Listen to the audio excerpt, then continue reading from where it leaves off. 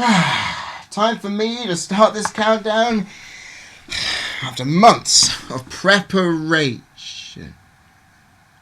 Rico? Freddy? Wait a second. If you're there, and I'm here, and your audience is in that general area, then what the hell is that? My little pony, my little pony.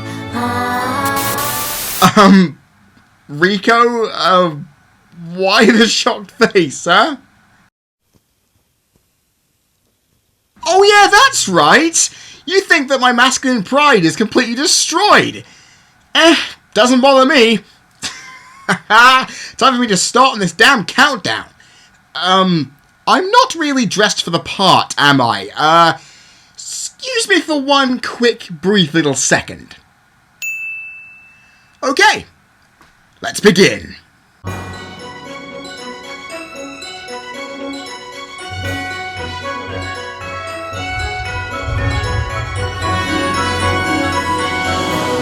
My Little Pony Friendship is Magic, an animated series that has surprisingly broken down gender barriers as all genders and age groups have, in a new fandom, embraced it. Since its debut in 2010, it has taken the internet by storm, creating its own meme culture, made new merchandising opportunities, and importantly, provided a viable income stream for a slew of people in creative mediums, such as YouTube content creators and artists, to name just a couple. The show has garnered praise for its good morals, flash animation style, well-written scripts, catchy music numbers, and importantly, a strong variety of likeable characters. As the precursor to the debut of the CCMLP episode reviews, I will be counting down my favourite characters in the Friendship is Magic series here today. The only rule, however, for this list is that the character must have a central role in at least one episode, and therefore have a speaking role within it, to be counted. So unfortunately, despite her reputation as best pony, Derpy Hoobs will not be making it on here, no matter how great she is in the fans' hearts. One last thing. Spoiler alert. You know, while it may not affect some of you, I have absolutely no idea at what point anyone is up to in this series, so you know what, I can't really be sure. Visually and audibly spoken by me, I will try to hold back as much as I can from spoiling anything, but there will be some cases in which I won't be able to, so please don't hurt me. I'm only doing my best. So, everybody, clop your mother bucking hooves together and let's get this damn thing started. Yep, those ponies never partied so hard. Thanks to me, cheese. Cheese sandwich.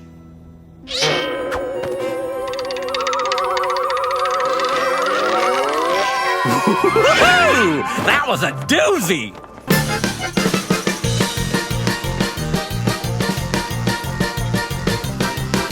I start my list with a one-time character in the series, guest voiced by the king of musical parody, Weird Al Yankovic. That should be it. I mean, I don't really think I need to explain why this is awesome, and why it should be worthy of my time. Though, for the purpose of this list, I'm going to have to divulge. When I first heard that this musical comic performer was making an appearance, as it wasn't very long after I discovered his music, I was pumped. And you know what? I wasn't disappointed with what I was seeing.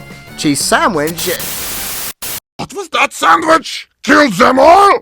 Good idea! Cheese Sandwich is an outside party planner who goes out of his way to create the most insane party he can, by sensing when he needs to throw it. However, he has his work cut out as he has to go against Ponyville's resident partier, Pinkie Pie, to make Rainbow Dash's party extra special. What ensues is nothing short of brilliant, insane fun. What, however, gets this character on this list is his surprising depth, by having his backstory explained with a stark shift in tone, making it much more of an emotional episode than I or anyone else anticipated, showing that a one-time character can have a major impact when put in the right episode with the right conditions to make him or her shine. Cheese Sandwich not only has all that to fall back on, but...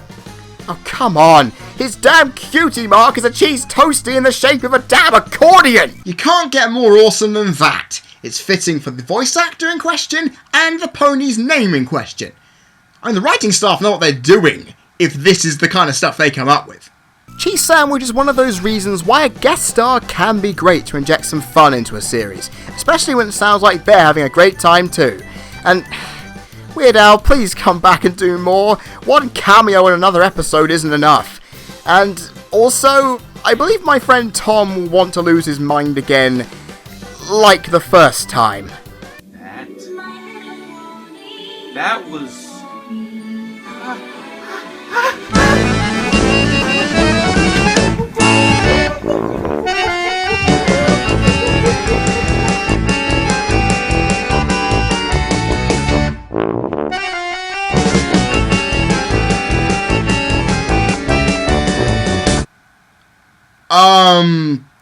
Okay. Whew. Oh, did not see that coming. Moving on. Can pick number 9 please step forward? We kinda need you here.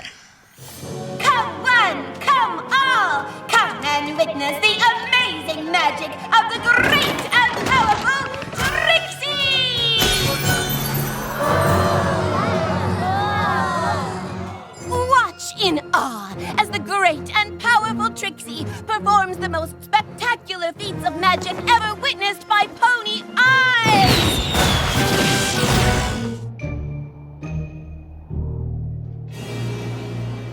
Early on in Season 1, 2 antagonists had been introduced by the 5th episode. One who was a big part of the lore, and the other who was a total bitch. So lo and behold, for the 3rd, we get a villain that's actually likeable? Somebody pitch me! Trixie, lo and behold, spoiler alert, isn't great and powerful. However, boastful, self-obsessed, and big-headed should be more than appropriate to describe this deep blue-hued unicorn. Even though she acts like a complete bitch, it's that confident attitude that permeates through much better than others before her. It didn't feel forced and created an authentic personality that was needed for the moral to stand out. And by doing so, it creates an example of an antagonist in the series at this point who is able to show some form of skill and be seen as capable. Especially considering that she debuts in the same episode as the Snips and Snails, 2 useless antagonists who I do not want to see again. This speaks volumes for Trixie here. Trixie's second main appearance in Season 3 is what showcases her true potential as a villain, and stating her personality more than ever that earns her a place on this list. She doesn't care for anyone but herself, and in a series full of helpful personalities and talking ponies who all want to live in harmony, it's great to see one among them who has the ability to turn it all on its head. How refreshing! Trixie has presence, and importantly staying power. She was memorable and cemented herself as a villain that I actually wanted to see, which is fantastic in a medium where most villains are throwaways at the end of the day. I wonder, will I hear Trixie's voice again? Who knows? And no, a role in Equestria Girls does not count. You hear me, Hasbro? I'm Spike, okay? Look, all you need to know is that I'm number 1 and you're number 2. Got it? So, a man of mystery, huh? I'm keeping my eye on you. I've got eyes in the back of my head too, you know. Well, not really, but you know what I mean.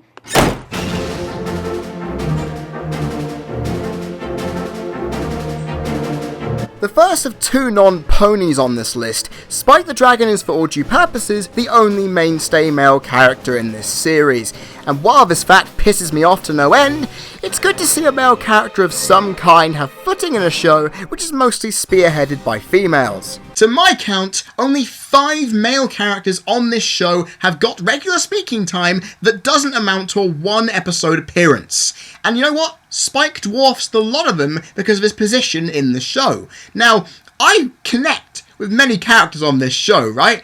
But I would love to see more male representation, especially after 4 series and soon to be 2 movies, because most of these male characters are either one-dimensional, have no long-term reason to be in the series outside of a 1 episode appearance, or they're just a flat-out insult to my gender. Thankfully though, Spike doesn't fall into any of those categories. Spike holds his place as Twilight's loyal assistant, a witty and snarky one at that, giving off his blunt and often right opinion on Twilight's situations and problems, providing perfect foil for Canterlot's biggest bookworm. He's grown into a dragon whose loyalty is never questioned, but his purpose and place always seems to be. Over the series, his personality and species are observed and poked at, while his integrity remains strong.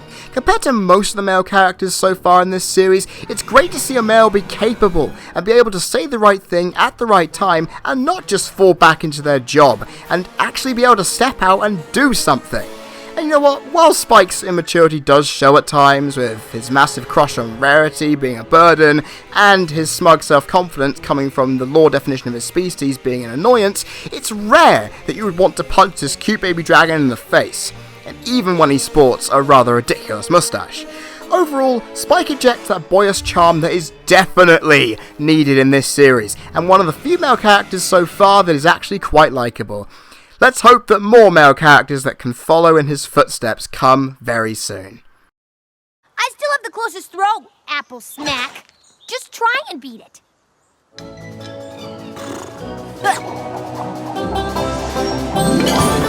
Yeehaw! It's a ringer. That's how we do it down here on the farm. I lost. Don't feel bad, Rainbow. It's all in good fun. I hate losing. Besides, you're a mighty good athlete.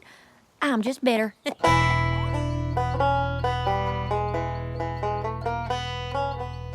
Here we have one of the two tomboys of the main six. And no, Rainbow Dash isn't here. Not at this spot, and nowhere on this list at all. You know, while she may be very popular, Season 1 killed my respect for the character, no matter what percentage cooler she is. It needs to be about 20% cool. Shut up! Thanks, Vince. Anyway, this spot belongs to Applejack. Now, first it seems like they needed to include a southern lass and have her represented, like most other stereotypes within a kids show. However, unlike what her stereotype may persist, the hard-working graft shown by this earth pony is remarkable and inspiring to watch. Her stern guile and assertiveness make her the most forceful of her troupe of characters, but all in all, it works, even with stubbornness providing multiple problems throughout the series' run. Early on, the contrast between Applejack and Rarity provided some great entertainment and even whole episodes around it. Her sporting rivalry with Rainbow Dash gives the show some much needed action, and her relationship with sister Applebloom provided multiple moments of fun. However, moments with her other family members, they're either uneventful or just irritating, which might represent real life to some people because their families are actually like that, but it's just jarring to the point when it makes out that the Apple family are just annoying altogether. Now, while Applejack is the least remarkable of the main six from the outset, it's that lack of standout features that makes her core moral strengths shine the most. There's no overbearing personality complex to see through, there's no facade disguising her intentions, what you see with her is what you get. And no wonder, with that upfront approach that sees the element of honesty. Now, speaking of which, with that though, she lies a hell of a lot. Even though she can justify it, it still provides good character analysis for one as so morally honest and strong as Applejack here.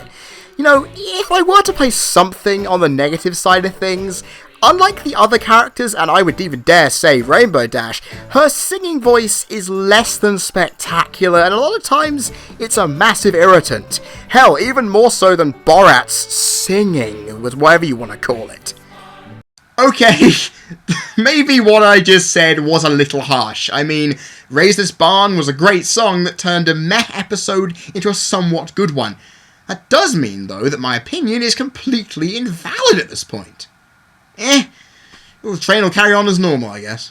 Applejack, no matter how tired you get, the hard work pays off, and the trophy will definitely be earned. However, in this case, it's only 7th place, but don't get down. It's not that bad, surely. Twilight, calm down. It's just a test. Just a test? Just a test! Princess Celestia wants to give me some kind of exam and you're trying to tell me to calm down because it's just a test! Yes? I'd say she's handling things pretty well, considering.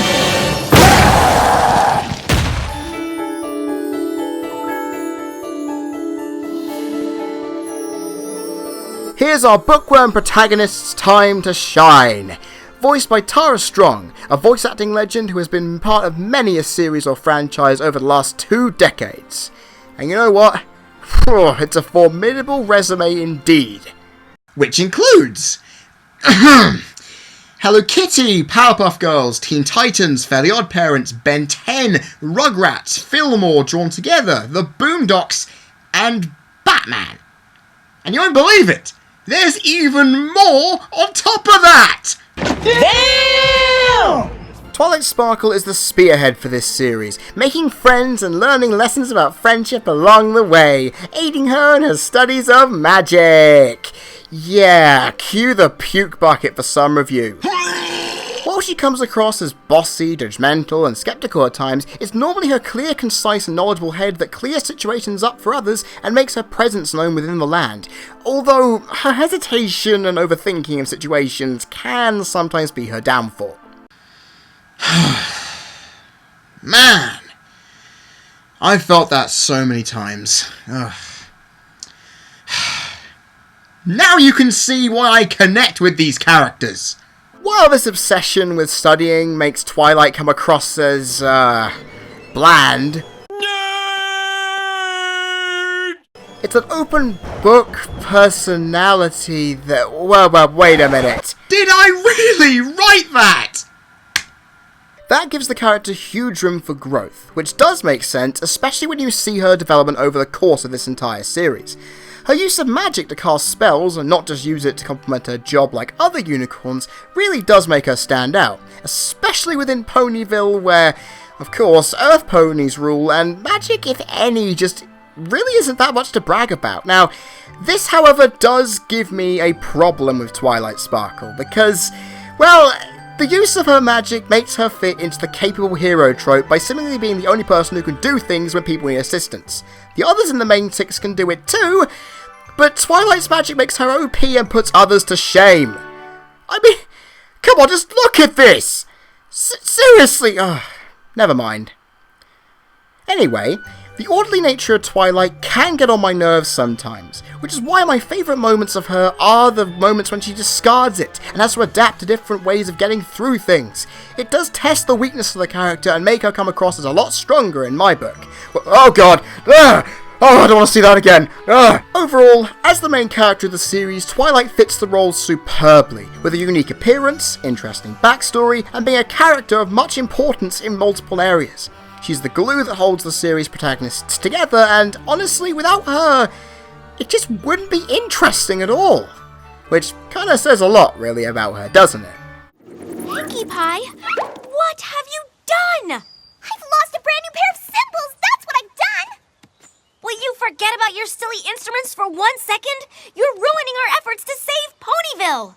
Me? Ruin? I'm not the ruiner, I am the ruinee! Or is it ruin us? Ruinette?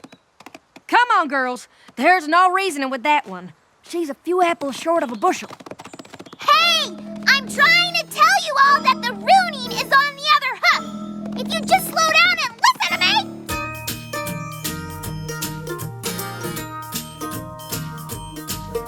Well, isn't this interesting?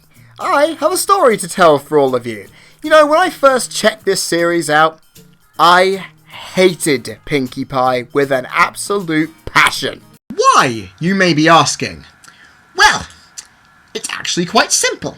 Due to her antics and zaniness, I placed Pinkie Pie into the group of crazy, wacky, and dumb characters. These kinds of characters in cartoons are not ones that I am particularly fond of, even if they were or are favourites of mine. To me, because of their intelligence, or lack thereof, they brought the show down for me. And sure, the case can be made that Derpy is a bit of a klutz and dumb, but there's a cute charm that just permeates through and makes her likeable. In the case of Pinkie Pie, though, whatever charm that is of a completely different sort. Upon seeing the series a second time around, though, my opinion on Pinkie Pie has changed dramatically. What used to annoy me about her is now the main reason I love her. I can't stop laughing! And, well, it has to be expected, as she is the show's comedic folly. She takes away from the seriousness of other characters who are at times unintentionally funny, by being hyperactive, somewhat insane, and doing selfless acts for others to ensure their happiness in all manner of ridiculous ways. Now, while not everyone accepts her antics, you have to admire her guts by going to these lengths to have a good time. Even though she acts completely crazy at times, it isn't to showcase a lack of intelligence like so many other characters in similar roles, but to show how anyone can make light of any situation, really. And, personally, Pinkie Pie reflects a side of me that can be a bit imaginative and off the rocks. We all have this from time to time, but you'd be surprised how many times that I've had to deal with people failing to understand me. Kind of a lot like the intro scene shown earlier, for example. The bombastic, over-the-top attitude of Pinkie Pie is very fun to watch, combined with her honest and blunt phrases and jokes, which often provide me with some of the funniest moments of the series. And in all fairness, you have no idea what will pop out of her hooves, mouth, or even scenery when she appears. How is this done? You know what? I actually have no idea. I mean, every single animated show needs a character that's kind of out there for our amusement, Along with the long time that it took me to tolerate her, the only thing that really prevents Pinkie Pie from getting any higher is her solo songs. Now, this is not counting the Smile song or her part in the Goof Off, because I love those. However, it's her Season 1 offerings that I can't bear to hear. Whether it's the lyrics or the music or even her voice, they just grind the ears. And the fact that they come out of nowhere is even more infuriating, and the early parts of Season 1 are plagued as a result. Nonetheless though, Pinkie Pie has really grown on me since the series has started, proving to be quite the relatable character and showing that even the most random of us can be the most useful.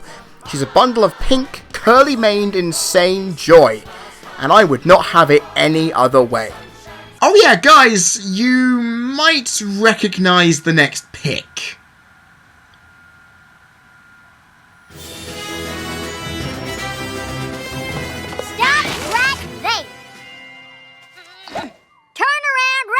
Missy? No. No? You can't ignore a direct order from your big sister. Sorry, Applejack, but I'm the big sister now.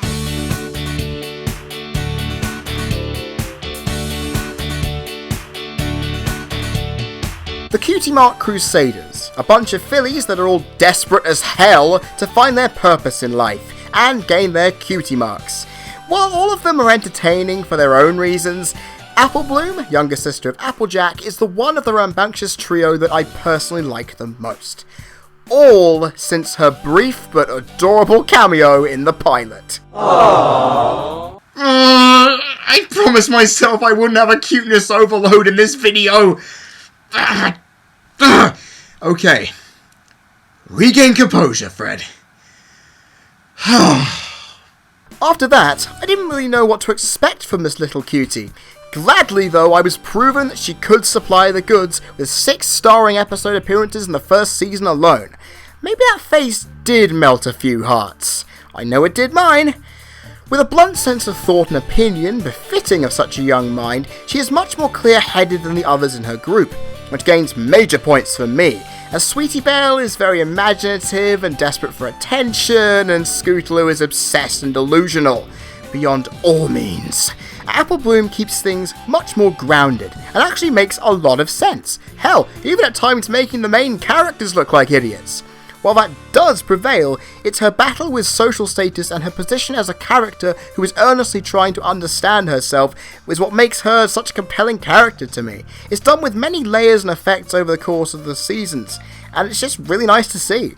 And not to mention, with one of my main fears in life is being seen as a failure or being seen as an anomaly in society, this added an extra layer of respect and likability for what this little filly has to go through in a similar way. Her relationship with Applejack is also interesting to watch, as both have mutual respect for the other and treat each other as equals in spite of their age difference. Now, while Sweetie Belle and Scootaloo sit in Rarity and Rainbow Dash's shadows, Applebloom can make herself stand out, which provides multiple reasons why episodes that solely focus on her are favourites of mine over the ones that focus on the CMCs as a group. Now, while it does seem obvious that I would go for a cute character as one of my favourites in the series, to see her prove to be more than a one-trick pony, what the hell? Okay, did I really write that? So ashamed of myself. Okay, let me do that again. To see Apple Bloom prove to be more than a cute face and provide me with a lot of character and body to work with throughout these episodes, you know what? Her place at number 4 is totally justified. Please tell me I did not forget the plates. I did. I totally forgot them. Of all the worst things that could happen, this is the worst possible thing. Why?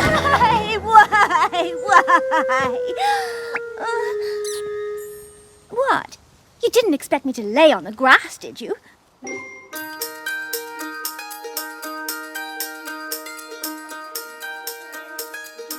Ah, so here is a sophisticated entity, the element of generosity. Rarity, the owner of the Carousel Boutique, has a tendency to be extremely contradictive. And you know what? I find great joy in seeing the show explore this trait. She's the element of generosity, but is shown so many times to be one of, if not the most selfish characters in the entire series. And you know what? Seeing her show it in plain sight or try to battle with it, it's absolutely hilarious. What also stands out alongside it is her overreaction and overpreparedness for everything. Now, while Twilight Sparkle can meticulously plan out and be ready for every situation known to man, Rarity does so in the opposite of what's necessary, or the extreme case when it sees fit. And seeing this for me shows how out of touch a person who is supposedly in touch with trends can be.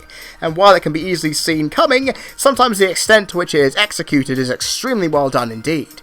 Speaking of funny though in relation to Rarity, being overdramatic in her case is the tonic for any issues. Seeing this classy unicorn lose her calm, sophisticated demeanour and blurt out some of the most requotable lines in the series is wonderful and one of my most favourite aspects of the series writing, ranging from Oh, it is on. to the glorious. I'll destroy her! Hyperbole never felt so good to hear, and with the soothing and classy voice acting by Tabitha St. Germain, it's made ever more better when it comes from a source that honestly many would really not expect it. And for these reasons, I actually find Rarity funnier than Pinkie Pie a lot of the time. Oh, come on! We live in a fandom of harmony here in the Friendship is Magic universe. I do not want any complaints for one small difference of opinion. I personally relate to Rarity in a few ways. Our dedication to what we do, our total overreactions to things, having high standards, and trying to be the best person we can be to people around us. Now, while we both struggle with the latter, it's one thing that makes Rarity and her contradictions come across as more natural, and while she comes across as an obsessional, snobbish, uptight bitch sometimes, she cares a lot and means all the best. And having a character of such contrast like this provides unintentional humour like I've already mentioned, and a lot of ability for variety, which is something that the main cast needs to keep things fresh. And while her character seems to be, from the beginning, a one-dimensional personality, this growth over the series really makes her stand out a lot more than people would expect.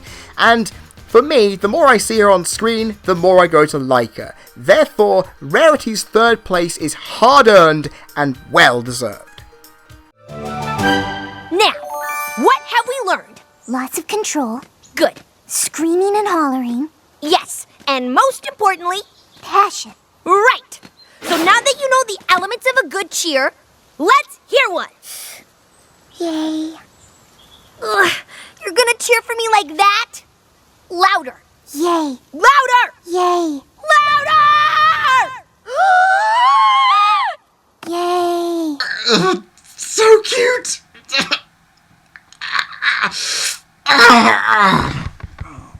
The cuteness, it hurts!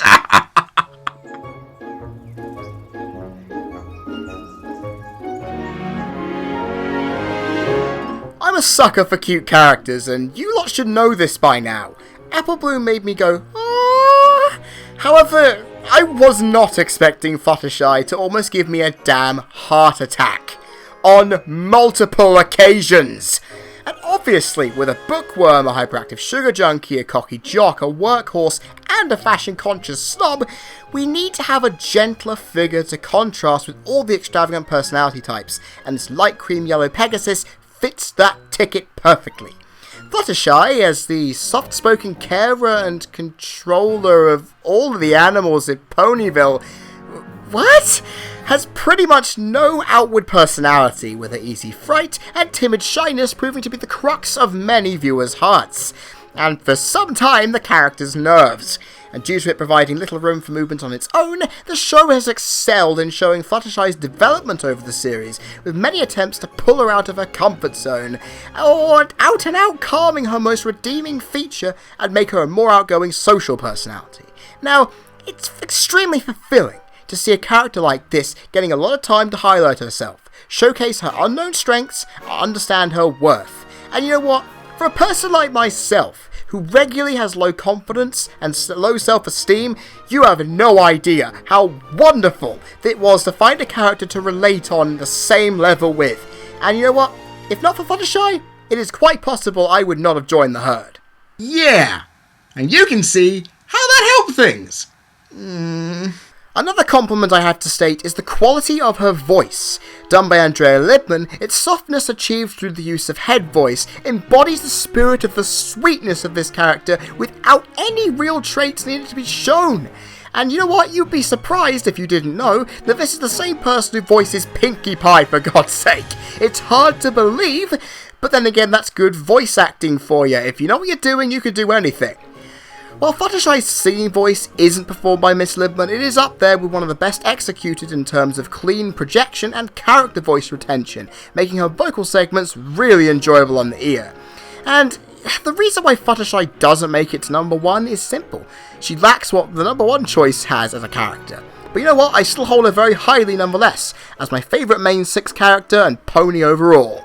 And without Fluttershy, this show would be very loud and very outspoken. So having a character as quiet and shy as her is like, well, it's like having the final piece of a jigsaw that will make it all work.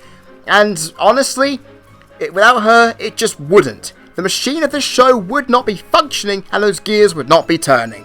Keep calm and flutter on. Fluttershy, you've got second place, and don't be afraid. It's a good thing! After Nightmare Moon made a small splash in the pilot, establishing the series' beginning, Hasbro, Faust and team knew they had to up the ante with the Season 2 premiere, making an antagonist and villain much more than an overbearing filler, and make it much, much more menacing. The result is the transformation from this to this.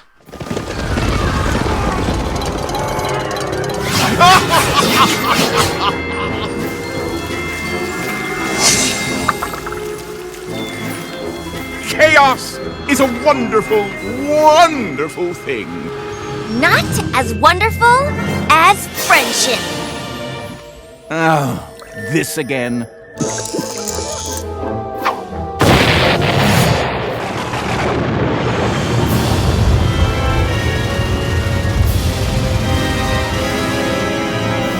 Discord, the master of chaos, a being of untold beasts, and a villain of such wit, deception, and surreal villainy.